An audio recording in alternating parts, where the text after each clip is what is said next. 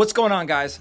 2 years ago this week, Bitcoin was trading at $16,000. That's right, there was fear everywhere. FTX had just collapsed and a number of other companies had gone under, and everywhere you looked, there were bears. People thought that Bitcoin was going down further, maybe to $10,000. It was all over, the media was dancing on graves, and everything that we had worked for seemed like it was all for naught.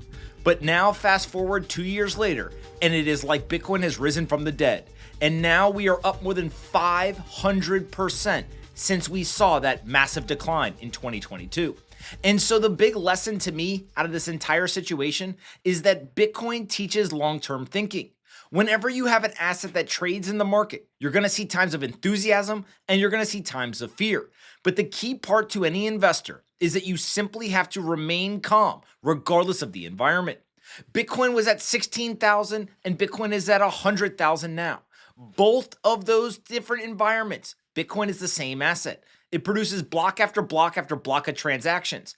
And now you, as an investor, if you were holding at 16,000, you get to celebrate at nearly 100,000.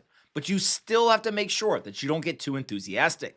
Having a calm mind is a competitive advantage when investing in highly volatile assets like Bitcoin. Now, what's most interesting to me is that Bitcoin is actually stronger today than it was when Bitcoin was at 16,000. We see hashrate has continued to grow and is near all-time highs. We know that 2 out of every 3 Bitcoin haven't moved in the last year, and 1 out of 2 Bitcoin haven't moved in the last 2 years. That means that 1 out of every 2 Bitcoin that was being held at 16,000 is still being held today by the same person. That is deep conviction. And that means that people aren't selling, even though the asset has appreciated significantly. Now, the reason why that's important is that's the 2-year time frame.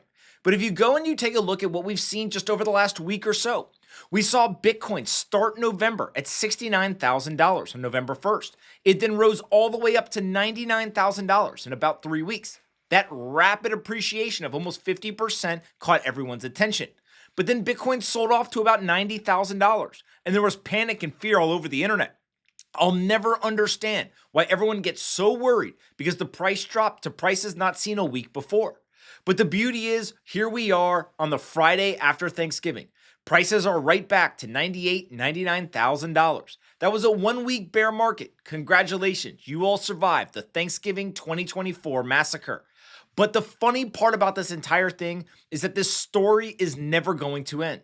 Bitcoin goes up, Bitcoin goes down, but over the long run, the trend is up and to the right. If you are new to holding Bitcoin, it is incredibly important that you learn to deal with the volatility. Bitcoin rewards people who have a long time horizon. It doesn't matter what the day-to-day, week-to-week, or month-to-month price movements are. The thing that matters the most is, do you understand Bitcoin? Have you done the work? Have you read the Bitcoin white paper? Have you gone and put in the hours to actually study the asset, study monetary history, understand the technology, and realize what this asset has the potential to do? There are very few assets in the world that can steal mind share from people at this scale for this long. Usually, if a stock becomes hot, people go and learn a little bit about it. Maybe they buy it, maybe they sell it, but it doesn't take over their life. Bitcoin is a different type of asset. Once you begin to understand Bitcoin, you look at the world very differently. You start to understand things in the food supply system. You begin to understand things about the legacy political system. And you begin to understand things about the monetary system that you previously did not understand. That is the beauty of an asset that only comes around once in a lifetime. And so ultimately, when I see Bitcoin oscillating up and down, all I keep telling myself is those are all short-term traders trying to figure out where they think the price is going to go in the next few hours. But the people that I know with deep conviction, they buy Bitcoin and they buy it over and over and over again. They're dollar cost averaging into a great asset. And just as Warren Buffett or Charlie Munger would say, buying a great asset and holding it forever is a fantastic investment strategy. I tend to think that Bitcoin is going to end up being one of those assets, and so do hundreds of millions of people around the world. Now, here's what I think becomes really interesting, is that we previously saw Bitcoin run up to 1,000. We previously saw Bitcoin run up to 10,000, both in the month of November in their respective years. Obviously, Bitcoin now is trying to break 100,000 in the month of November in their respective year. And so, even though I think that Bitcoin will consolidate here and has to eat through this sell wall right below 100,000, Once we break 100,000, I do believe that that big, round, beautiful number will serve as a catalyst because it will grab even more people's attention. The media will go out and spread the word, and more people will come in and start to buy Bitcoin. But the beauty of Bitcoin is that the higher the price goes, the less risky it becomes. The larger pools of capital begin to buy it. You have Fidelity out there saying they believe that investors should put up to 2.5% of their portfolio into Bitcoin. And I know that there are public pension funds, sovereign wealth funds, central banks, and many others who have been watching Bitcoin. And now, as we breach that 100,000 number, it will likely become an asset that they start to add to their portfolio. If that is to occur, I believe that Bitcoin will continue to rise. We are in a bull market. It's very clear. And so, as we go up, how high we can go, I have no clue. But what I do know is that there will continue to be 30% drawdowns, 20% drawdowns along the way. In 2017, Bitcoin went from 1,000 to 20,000, a 20x in a single year. But along the way, there was over 5 different 30% drawdowns. That type of volatility is not common in traditional assets. But if you want the return, then you have to deal with the volatility. And so ultimately, what I want you to do is I want you to be prepared, both mentally and emotionally. Understand that if Bitcoin is going to go up, it's going to also draw down along the way. Do not get scared when Bitcoin drops 5, 10, 15, 20, 30%. Instead, understand the asset that you own. Have made sure you've done that work. On top of that, dollar cost averaging is one of these great investment strategies that has worked forever. I've looked at the data, and if you had actually started dollar cost averaging back at the top of the 2021 market and dollar cost averaged your way all the way through the bear market, you would have been in profit even though the price had drawn down so significantly. That's the beauty of dollar cost averaging. And so ultimately, what I think we are going to see here is I think we're going to see Donald Trump and his new administration go into office. I do believe the first thing that they will say is that we are not going to sell any of the Bitcoin that we currently have in the government's ownership. And then on top of that, I think that we are also going to see a plan put in place for the United States government to start to buy more Bitcoin. That will kick off a global FOMO where all of these different countries, these sovereign wealth funds, and various large entities around the world, they also will start to buy Bitcoin.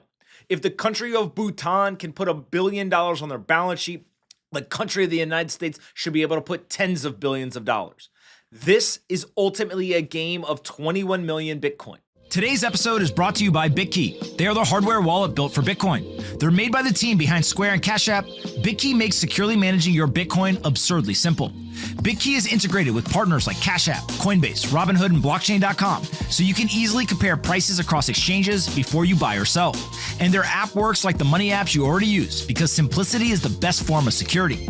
Send, receive, and track your wallet value over time, all in one place. Time Magazine named Bitkey one of the best inventions of 2024. Their simple 3-key approach to self-custody replaces complex features like seed phrases that make traditional wallets hard to use and easy to lose. Give the gift of simplified self-custody to the Bitcoin person in your life. And if that's you, get Bitkey and sit back and relax while the sats stack. For a limited time, you can get Bitkey for $99. That's $51 off the normal price. Get yours today online at Amazon, Best Buy, or bitkey.world. That's bitkey.world. Go check out Bitkey today and start securely managing your Bitcoin in an absurdly simple way. There is some percentage that has been lost. And so if it's 10%, that means that there's less than 20 million Bitcoin that will ever be available. And I know a lot of people who own a lot of Bitcoin and they're not selling. And so ultimately, maybe it's 50% of the market is actually available for sale. That means that the United States got a lot of work to do to be able to get hundreds of thousands, if not millions of Bitcoin. On top of that, we see companies like MicroStrategy buying up billions of dollars of Bitcoin per week now. That idea wasn't even possible a couple of years ago. Add in the fact that there are many other companies around the world that are copying the MicroStrategy playbook. Why wouldn't they? It's working, and so naturally, they're going to also want to get a financial return. You have Metaplanet in Japan. You have Semler Scientific here in the United States. You have companies like DeFi Technologies in Canada, and then you've got many different miners all around the country where you've got things like Hut 8, you've got Marathon, and others that are all saying to themselves, we should go and stack Bitcoin on our balance sheet. Bitcoin is an asset that has infiltrated personal balance sheets. Individuals hold it. Now you have financial institutions offering ETFs, and then you have companies that are putting it on their balance sheet. But there is one more thing that people aren't talking about yet that I think is coming fast and furious to financial markets. Bitcoin is going to become a creative tool. You're going to see Bitcoin enter into all kinds of different financial products. Why is it that only the real estate investors who are now publicly talking about it on CNBC and elsewhere, where they say we want to offer a real estate investment fund, but we also want to put some Bitcoin into that fund? Why would that not come to other areas? Of course, there's going to be commodities plus Bitcoin. There's going to be fixed income plus Bitcoin. Bitcoin is going to become a tool that is going to get put into all of these other strategies. Bitcoin is a very unique asset, and I think that it is going to end up being something that everyone wants exposure to. If you don't believe me, just look at the bond market. MicroStrategy figured out a way to go ahead and offer the convertible bonds that gave people exposure to Bitcoin. If you run a debt fund, how the heck are you supposed to get exposure to Bitcoin?